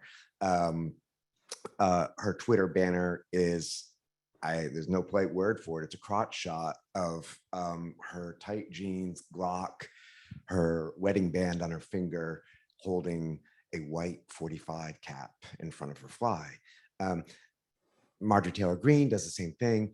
It's not just women. Madison Cawthorn was also sort of playing in this eroticism, and even in the way that Kevin McCarthy sort of brought down Madison Cawthorn by helping put out these like, maybe he's gay and so on. That brought him down, but I don't think it ended him, because part of the eroticism seems to be the promise of license if you will embrace traditionalism, which is sort of this paradox. And so I wonder, Well, I feel, Jeff, like you've answered your own question, but no, it is license, right? I mean, if we track sort of the traditionalist language that I look at among religious conservatives, there's this obsession with purity, sexual purity, racial purity, religious purity, and the idea that once you've bought in to this community, and once you have tied the knot with your significant other, right, that somehow like you have this glorious, fabulous sex life, and you're unbridled, and you have everything you want, right? You're in a community, you have salvation, you've got it all, right? So if you can just hold back until you've turned yourself into a traditionalist, then you can have everything your heart desires, right? And it's blessed by God, right? Because you're doing the right thing, you're on the right side. So, but I totally agree with you. There's a way in which even the modesty culture that we see right now. I've been prepping for an article by looking at sort of this prairie chic stuff on Instagram, right? And the modest prairie chic, it's sort of like the long dresses, right? Very modest, but within that, the images of these women in their long, flowing dresses and very boho with their hair down, wavy, right? Perfect lighting. It's all very erotic, right? You can have it if you convert. You can have it if you sell out for Jesus, right? Philosophers express respect by disagreement. So I'm going to disagree with what Sarah said. And I see here you come to the difference between our analyses as she's tried to suck on traditionalism is even more right-wing than fascism. So fascism, there's the new right, old right distinction that I think we need to make, because I don't think your explanation holds up very well for Matt Gaetz. He's not wearing any prairie clothing. So what's happening there is more of a new right, old right thing, where you see in the European sense of new right, like the fascists are the new right, and they're saying to the traditionalists, we'll deliver on your goals, and you won't be, because you're too Christian to kill people, but we don't care, And I think what you're seeing on the American right with maybe a Christopher Rufo or a Matt Gaetz or DeSantis as well, is a kind of these aren't deeply they're people that I suspect, I mean, if they are religious, I apologize. But I suspect there's a lot of new right, old right stuff where, you know, just people who are like Trump, like what was said about Trump, like with the promise in the first panel, like nobody's going to be mistaking Trump for a prairie clothing kind of guy. Wow. I would just add that at least in the kind of, you know, memes, but also like Instagram type white supremacist channels where you also always see like a typical, like a blonde woman standing in a field of wheat or like with little dappled deer, you know, with light. It's very common aesthetic that is also highly sexualized, and they're often like looking back over their shoulder kind of thing. And I think some of that is also a kind of slap in the face to political correctness in the sense of like, you know, we are, this is our traditionalism. We're not anti-feminist kind of like, we're going to claim our sexuality in that type of sense. You get that vibe from some of it, but and I see that very much like kind of in that image you just described is like, you know, I'm going to be in your face with it because that's not what leftists would want, basically, right? Great. And I'm going to follow up, I think, a little bit on what Bart was talking about, but pivot back to the US, because I think this conversation about tradition, the concept of traditionalism, which, you know, we see very much in these post-liberal reactionaries like Ron Dreher and Patrick Deneen, the Catholic integralists, and the work that you've done with the Russian Orthodox Church in America. It exposes or it illuminates a deep tension with the American project as such, because these people don't like America. Right. And they do, and so their traditionalism is about getting kind of, you know, behind America, behind the Enlightenment, behind the Reformation, even, right, to some sort of notion of Christendom where things were in order and those everyone was in their categories and those hierarchies were maintained. And part of the American imaginary is America is new, right? America is broken with the old world. We've gotten rid of the decadence. We've gotten rid of those social hierarchies to have a republic of freedom. So in what way, you know, when we look at Christian nationalism or nationalisms, is that concept of traditionalism either troubled in the Protestant case, or is it reconfigured? I think it's reconfigured, right? The way that you've been describing, particularly in gender roles in the family and the idea of education, but it's a different kind of traditionalism than, say, we would find, you know, promoted by someone like Patrick Deneen, right, who doesn't think that America is worth returning to as an ideal, right?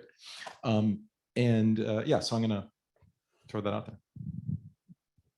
I think you're right, and also it's if we look at what's happening, right, there's this, of course, constellation of trads across the United States. And even in my own groups, right? We have people that want that mythic monarchic past, that return to empire and kingdom and all of that. At the same time, you have people who are America first and who are very proud to be America first, but America still needs a king. So they're still committed to the new American project, but in a way that refashions it, right? It troubles it. And I see this most expressly with neo-Confederates who are Orthodox, who think somehow that, you know, the liberal North has suppressed what true America should be, which is a Confederate South. And yeah, I agree with you. I think it's a project that is essentially in tension with the modernity and the forward sort of thinking of what the American impulse was. But at the same time, there are those that still feel like they're committed to the American cause. It's just not democracy. Sarah, I wanted to go back briefly to the sort of traditional gender roles conversation, something I'm also really interested in and something that I've touched on in my own coverage, especially of reproductive rights and abortion, because I think there's a misconception out there that, you know, everyone who's opposing abortion rights is you know, anti-woman and trying to take rights away from women, and it's all men doing this. But the anti-abortion rights movement is actually very heavily female, and I think it's shifting somewhat. But if you look at data from a couple of years ago, Gallup and other major pollsters, women were not that much more supportive of abortion rights than men were. So the gender breakdown is not, the misconception is the gender breakdown. It's not what people would expect. And I'm very interested in some of those questions that you raise about conservative women. I think of Phyllis Schlafly, of course, as sort of like the paradigmatic defender of traditional womanhood. And yet, she also wrote in her autobiography, she was raising 5 kids, balancing a baby on her lap while she wrote to her Congress members, running for Congress, holding down a career, literally firing weapons overnight. Like, she was, by a lot of definitions, a feminist, and yet, she wasn't. So I guess where I'm getting to now is what are you seeing today? I mean, and what are you seeing sort of as the overarching motivations for these conservative women who are agitating for traditionalist roles? Is it just rooted simply in sort of a religious belief that this is the way that God designed the world to be, or is there something else going on? It's a great question. I think it's, from what I see, it's rooted in the understanding of the family. And if you really want a great book on the family, Sophie Bjork-James' The Divine Institution is phenomenal. It talks about racial purity. It talks about sexual purity, familial purity, in the sense that, the male goes out and works and the woman stays home, and there should be tons of children. But I think it's also in this sort of female empowerment that, recently I came across this blog by a very far right woman, and she said, I don't want to go out and work. I love my life. I want to stay home. I want to learn how to sew. I want to learn how to do watercolor. I want to take care of my children. I want to teach them God's way. I want to homeschool them. Why is that wrong? And so I think, again, we don't take seriously their agency as human beings who make choices about their lifestyles, whether we agree or disagree with them. And that's a problem, because then we overlook them when we're analyzing the far right, and we focus predominantly on how men understand and view politics among the far right. And that leaves out a whole base of voters. On that, I mean, the intersectional identity I think you're discussing has a lot to do with whiteness. So when we're looking at the agency, we're also looking at them as white women deeply invested in whiteness. So right. So one could say, oh, recognize their autonomy, but to recognize the autonomy is to hold them accountable. Yeah, the online equivalent of that, I would just add, is the Trad Wives movement, if you followed it, right? Where you have this whole subculture of women who are reclaiming or claiming, and that has its own channels with what bumps up against it and how recruitment happens. So, but that's something that. Great. So my question actually relates to a lot of what you're talking about here. And I think I keep thinking about Melissa Wild just wrote a book called Birth Control Battles, where she looks at sort of what predicted whether religious communities supported liberalizing on birth control in the early 20th century. And she found that the most significant predictor was eugenics, was a desire to make birth control more available in order to control other women's fertility, particularly women viewed as kind of overly fertile, whose population growth, mostly new immigrant communities, and later Black women were, in various ways threatening to overpower kind of politically the voices of white communities. And so it's directly connected to these questions about great replacement. And part of what I'm hearing you say now is that there's sort of a flip side of this, that if we're listening to groups, particularly white supremacist groups, that it's not just about limiting other people's fertility, but actually promoting white fertility, and that like the sexualization of women, and particularly married women in some conservative spaces, right, is tied to saying like, this is how women can be sexy and valued, is by being married and reproducing, right? And sort of valorizing that. And I see this not just in kind of elite rhetoric, but also, I mean, right, going back to Cynthia's and my comments yesterday about influencing culture, where particularly conservative women have, really taken a lead in becoming influencers and mom bloggers, right? Where they show like these incredibly glossy, beautiful lives raising children. And that's not just in extreme conservative right-wing spaces, right? That is across, that's mainstream. And so I do wonder how we think about that, because that's not all bad, but some of it is very explicitly linked to these kinds of projects. And so how does that fit? Yeah, I mean, that's exactly a lot of the kinds of things I talk about in my last book about just the spaces and places where you encounter this stuff being so ubiquitous. And so, because entry points to the propaganda, entry points to the channels for radicalization are everywhere. And one of them, is in these mommy blogs and totally fine and normal mainstream part. But then there's like a woman popping in issuing a white baby challenge to have as many white babies as she did, which is 6, right?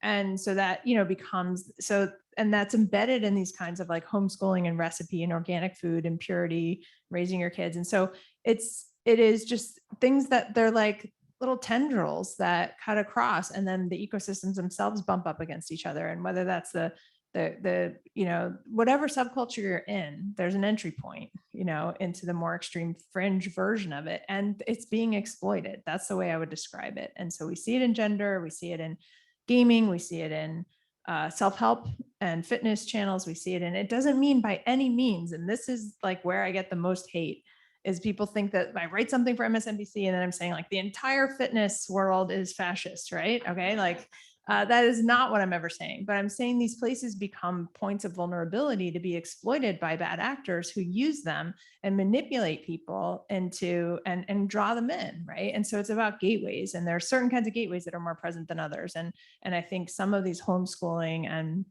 trad wives and organic food, whatever stuff, like become a space, the alternative medicine, become a space where propaganda can drop in by bad parties, or people who actually might believe it and are sharing it out of, not just trying to manipulate people, but actually sharing the good word, right? Sharing the truth about the vaccines or whatever, because they believe the disinformation, and then it kind of finds this fertile ground. So that's part of why my argument on the prevention side, which I know we haven't talked about, is that we can't just like ban our way out of this content problem online. We have to like do everything we can to reduce the fertile ground so people recognize it and reject it when they see it.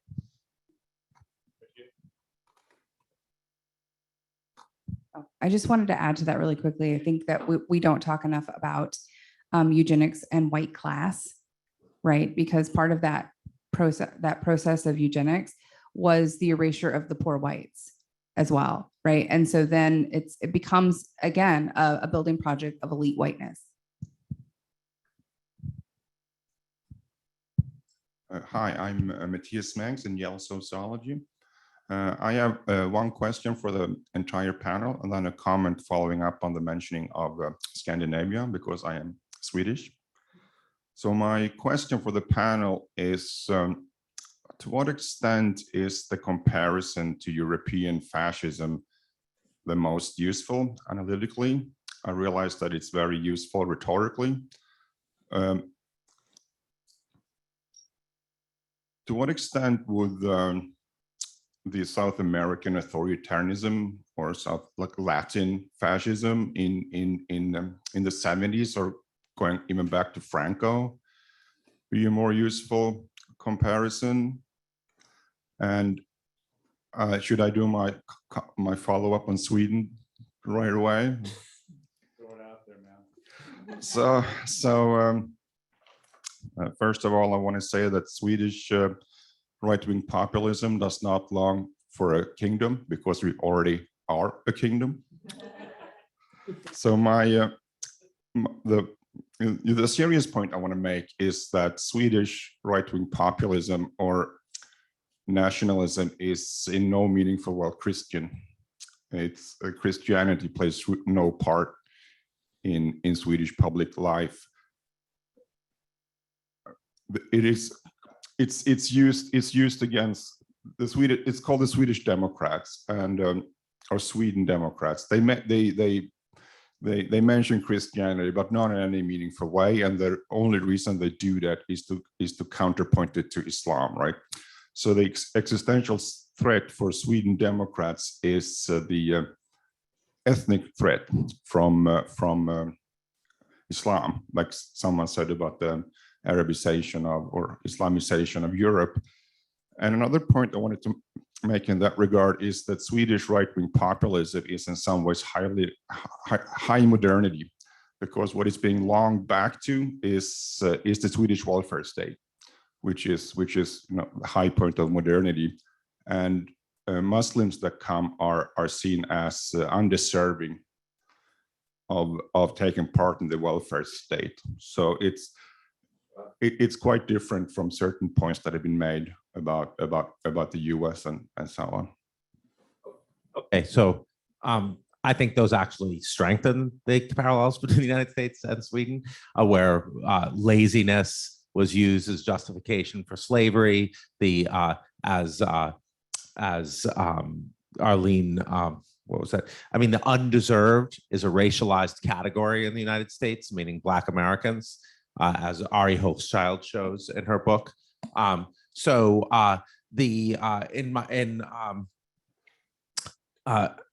I talked about great replacement theory, I was saying this is a common logic. I talked about Madison Grant. Madison Grant is all about race, not about religion. Madison Grant is definitional of American white supremacy. So I've thought about that when coming to this conference, about the new right, the European new right, old right distinction. That the old right is the religious right that someone like Franco would draw on, and Franco's old right, Horthy in Hungary is old right. The Sweden Democrats are kind of new right. They're linked to Guillaume Fay, the French far right, and Greca, and you find just a borrowing, as I'm sure as Cynthia documented, a borrowing of tropes, and the religious. The white Christian nationalism has a component of old right here, of Christianity, and Sweden Democrats don't have that. But the kind of whiteness you find, I've argued in my work that, say, Bart van Wever, the Antwerp mayor, he talks about when he, this Flemish nationalist. He uses a lot of like Christianity and the Enlightenment or the software of European civilization. He says, so he himself is an urban mayor, but he talks about, Christianity as a kind of software, and that's why Islam is so problematic. So I think when you go to a certain level of generality, now your points about Latin America, I mean, my frequent co-author Federico Finkelstein, you'll find the fascism, the people like Pablo Picato, Federico Finkelstein are always saying we need to talk more about Chile. We need to talk more about the 70s in Latin America, not to the detriment of Europe, but that not theorizing that leads us astray, because that's even closer. So these aren't either or. I completely agree with you. We need to be talking about Latin America. So I want to use the privilege of the microphone to sort of answer the question in a different way. So thanks, forgive me for that. But I just want to use your question about the comparisons to make a point about the use of English in the propaganda and then the online subcultures, because I think we often, the politics get channeled through around national boundaries, but the culture itself is borderless, and the performance of the violent acts is global, even when the targets are national. So the last two terrorist attacks in Germany, those were nationally oriented attacks that were anti-Semitic and Islamophobic, directly anti-Muslim and against the synagogue as well. But they either wrote their manifesto or live streamed in English, right? So the audience for those attacks, the targets of those attacks are national, the politics are national, but the audience on the violent side is global. The inspiration is meant to be global, and we export a ton of it, the majority of it. So, that is also really important in understanding those flows of information and how those youth cultures in particular get shaped online. When I was studying T-shirts in Germany, the merchandise and that propaganda, most of those T-shirts, a lot of them, if they had iconography and imagery and words, rather, they were in English. And that was not just because of the performance, but also because of the market. right? They're trying to sell those products. Literally, there's, currency converters and international shipping on the websites, and they're trying to sell those products to a broad audience of consumers who will then embody those literally, but on their chests, as they walk around in the world. And so, I think you have to understand that part of it, even if the politics, we need to compare the politics across borders, but we have to understand the borderless aspects of it too. Can I quickly follow up? I didn't mean to downplay the contemporary relevance of Europe. I meant to what extent is the routine comparison to National Socialism the most useful, and to what extent will it be more useful to use, maybe not more, but also useful to use the South American case? I didn't mean to question what's going on today. I deliberately answered it. I just want to, somebody on the live stream, I just want to very quickly inject a sort of another point of comparison in, which is populism, which has been the dominant category, of course, that political scientists have used to analyze a lot of these movements. And, this debate about whether they could really be construed as an ideology or whether it's all performances. It circles back a little bit to, the opening of the conference. So just want to invite panelists to weigh in on that as well as we move towards the end. I just want to say really quickly that populism, especially fourth wave populism, is such a thin ideology, and it encompasses so many different things that I think sometimes we use it when we don't know what else to say. I was populist.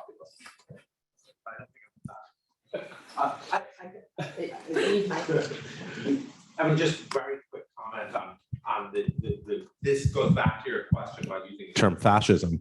I mean, Hannah Arendt was forced to use the term totalitarianism, origins of the authoritarian personality. Take the authoritarian personality. You can see that they wanted to talk about fascism because it's called the F scale, but they weren't allowed to talk about fascism. They had to make it more general to implicate the left as well. Arendt's book is clearly about fascism and not about, imperialism is not a central part of communist ideology, but it's clearly about racism is not a central part of communist ideology. It's clearly about fascism, but you weren't allowed to use the term fascism. We're seeing the same thing with populism today. Why are we not allowed to use the term fascism? Because pseudoscience tells us that we must implicate the left and the right simultaneously.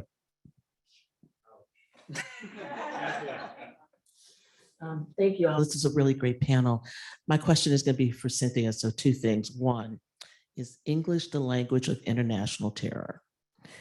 And then number two, I would like to hear you comment over the last 20 some odd years about what has changed with you looking at all these kinds of different groups, and what do you see the future is? Because I think there's a huge question here, and I brought it up yesterday a little bit when we were talking about Christian identity movements, back in the 90s to now, and I think there's a line to trace, but I'm not quite sure how the line goes. It might be a jagged line, but I think there's a line. I would say is English the language of international terror on the white supremacist extremist side? Absolutely, right? So, I mean, there's other types of terrorism and where different languages, Arabic and other languages might be used for jihadi, or, there's other types of propaganda that's out there.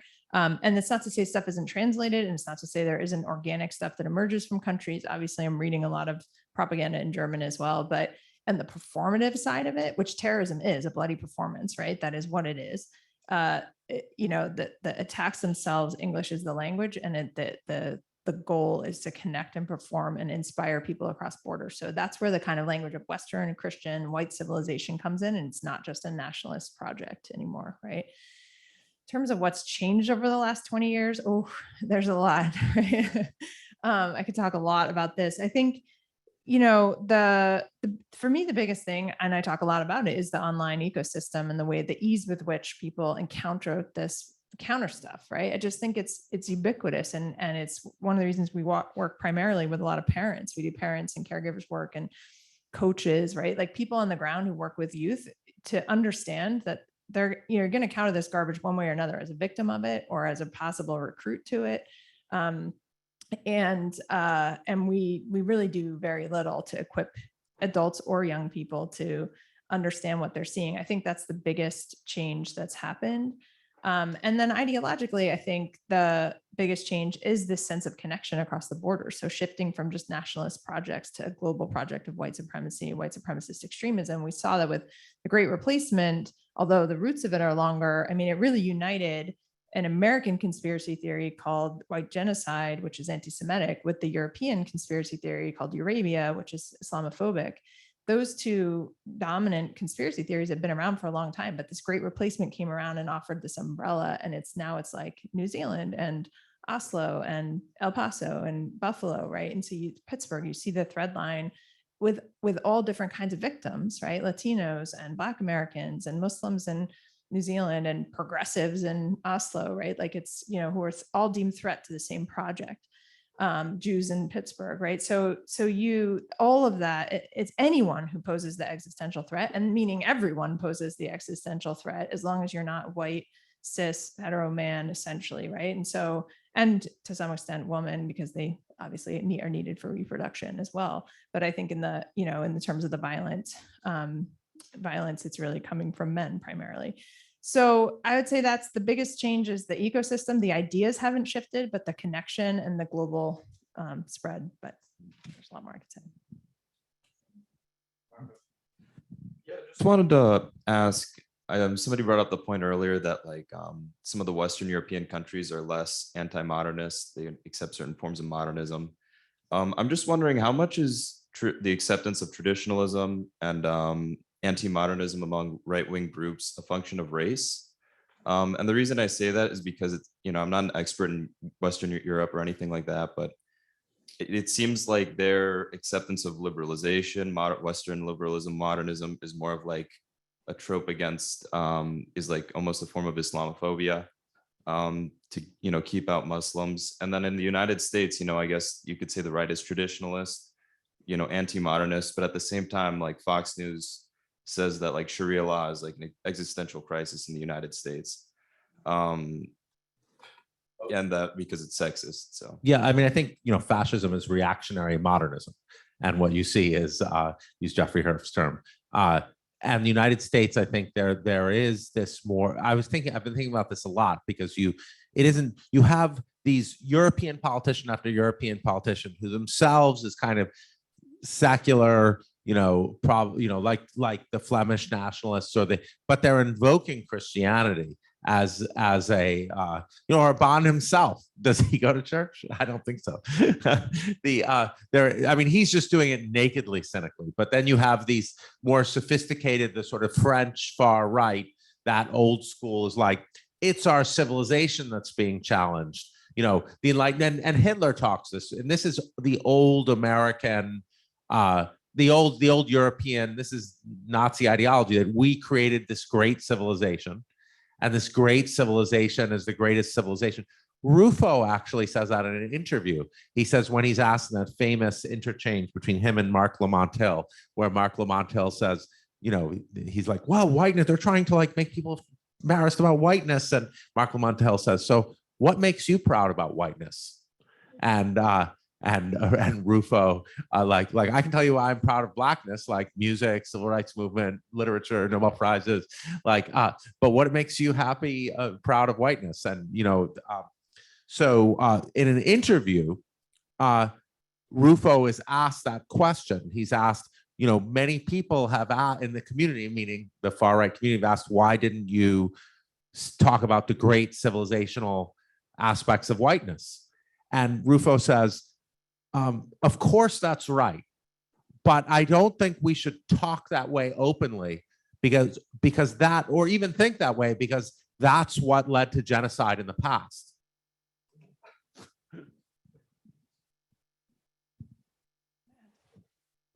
I just want to say, even if the project doesn't ultimately look Christian, right, there's this moral imperative for preservation, right? Preservation of civilization, which always hinges on racism, right? There's no way around it. Civilization is white, civilization is Aryan, or through euphemisms, right? Which is where I think the Western and the Christian comes in, right? I mean, sometimes it really is legitimately they're using that ideologically, but a lot of times it's a way to not talk about race while explaining. Here is a difference between these two The difference is that here you have, in the white Christian nationalism, you have an explicit anti-enlightenment aspect. Whereas in Europe, what you're finding is this weird appropriation of the racialization of the Enlightenment as it's a white thing, and this challenges. So that's the difference. When it relates to nationalism. I would just jump in very quickly here. And this is in a way more of just a sort of a flash of insight than a fully worked out thought that's kind of sparked by Jeffrey Herf's famous reactionary modernism definition. And it seems to me that one of the things we keep circling around here is that one characteristic of this family of ideologies, far-right ideologies that we're talking about, is that in order to really fully grasp how they work, you have to see the way in which they sort of parse or mobilize or bridge all of these binaries, right? So it's not tradition or modernity, it's tradition and modernity. It's not the religious or the secular, it's the religious and the secular. It's it's not even really, strictly speaking, just the gender binary, but there are, ways in which, of course, if I can put it this way, there's a sort of transgenderism or non-binarism. That's also, that was one of the points with Lauren Boebert, and the kind of the fact that Jeff made about the phallic imagery. And I'm not sure what the significance of this is, except maybe, the only way I can think about it is partly just in sort of existential terms, if I can put it that way, that that we do live in a kind of fragmented, fractured world in many ways, in which, again, as I said the other day, it's not a deficit of meaning that's our crisis, it's a surfeit of meaning. And so simply finding some sort of a kind of a dialectical container for all of that stuff that that maybe can be connected. I thought this was a great insight about the sort of physical culture, right? That it makes me stronger. I know that much, so there can't be all wrong. That I think is also a really important insight. I mean, that tracks back a little to some of the points that Jeff was making and that we talked about yesterday about the the metaphor to reality and the way in which ritual, cosplay, enactment, your point about the kind of mythological enactment helps to make all of that feel real, but also to sort of motivate in the kind of stochastic case actual violence. Do you want to say something too, Anthea? Or okay. Eric McDaniel, University of Texas. So one thing about the race and religion aspect, I keep thinking about how with President Obama, they kept referring to him as a secret Muslim because they couldn't call him out for being black. So they said he's a Muslim. Same thing with Jeremiah, right? The pastor of a church, former Marine, he's secretly a Muslim. That's why he made these critiques of the US. But it was a religious critique people have made before in the past. So if God can punish America for gay marriage and abortion, why can't God punish America for slavery or things like that? But it was the kind of Christian critique they couldn't handle. And so clearly you're not a Christian. But I guess the question I have is kind of related to the question from yesterday. We're talking about the organization of Christian nationalism. Is what happens when they get power? They're working in a network now, but what happens when they get power? And they're all Christian nations, but what happens? Who gets to find who is the Christian nation? So some get to be a Christian nation, but who defines who is the quintessential Christian nation? And because it seems like it's all about power and gaining more and more power. So how do they resolve that? Well,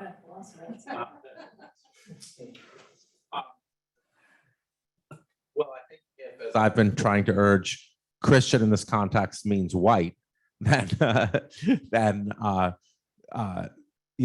probably. I mean, I think the United States actually is very different in that nobody denies that Black Americans are American.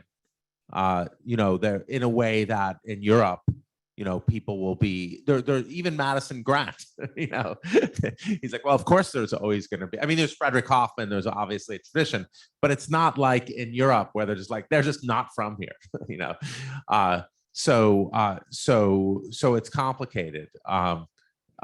who would inherit that. I mean, certainly just to finish, just on the dirty matter of empirical fact that we philosophers tend to ignore, tend to rise above. But Putin's claiming Russia is right.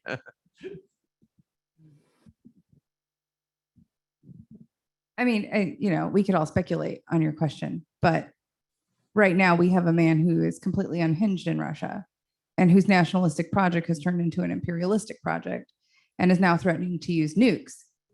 So, who gets to decide? It's probably the person with the biggest nukes and who's ready to pull the trigger. Yeah, Sam Perry, University of Oklahoma. So briefly commenting on that, I think that if you look at the rhetoric of some of the more thoughtful religious nationalist writers, this is the nationalist part of what they're doing. They actually like the idea of like every nation gets to decide for themselves like how to do this, but they're teammates in the authoritarian project of like, no, our ethnoculture should be the deciding factor, and what they call it kind of native to that. So Hazoni, for example, is a Jewish person, but he would say like this is where white Anglo-Protestant culture should be the culture of the United States, and it should be something different for somebody else. And so they would say who gets to decide? It should be a nationalist project in that regard. But I think going along with what Dr. Stanley is talking about, I think we really are finding how closely fused, and Cynthia was talking about this as well, how closely fused these identities are among white Christians. So a couple colleagues were working on some projects together, and we're doing survey experiments. Mara Alkire and Mikey Pasek, who's a social psychologist at UIC, they conducted a number of surveys like among, say, white Christians to try to see like, okay, how do they respond to things of perceptions of threat? So when you tell a group of white Christians that Christianity is in decline, that by 2050, you're going to be the minority, they actually respond with greater Christian nationalism. It's kind of a circling the wagons thing where they say like, okay, we need to double down on this identity. But it's not just the Christian nationalism part. So we designed this recent survey experiment where we told a group of white Christians through prime panels, we told them that we gave them different conditions. And we said that white people are being discriminated against. We also told them another group, Christians are being discriminated against. And among this group, when you told them that, say, white people were discriminated against, they perceived that also as Christians were being discriminated against. And when you told them Christians were discriminated against, they also perceived that as white people were being discriminated against. Why? Because in their minds, they've fused the two so closely. Now, it's not 100% overlap, and they probably wouldn't even say that explicitly. But in an experimental design, it actually comes out that they think the two are the same thing. So, yeah, I would think that also to give, Jennifer Richardson's 2014 paper, Yeah, right? of The course. great replacement theory study. That's right. But right, yeah, I would predict that and if I was an empirical sort of fellow, would want to see that Christian resonates with white among that group and white resonates with Christian. I think you see that very clearly in the European context. Right. So and just kind of pursuing that idea of like the rhetorics that we're using. If I'm a savvy politician who understands kind of how these things work and understands that these people are fusing the identities together and it just means the same thing, I can go up in front of a crowd of white, predominantly Christian Americans and just talk about Christian persecution and just talk about the threat to Christians. And I can stoke racial threat. I can stoke that kind of fear of like replacement of whiteness. And I think that's actually, in fact, what we see going on. All right, folks. Well, I hate to call this to a close, but it's been just certainly for me, just an amazing learning experience. And, I hope for you as well. And for those of us who joined us in person or online. So just please join me in giving a round of applause for all the participants.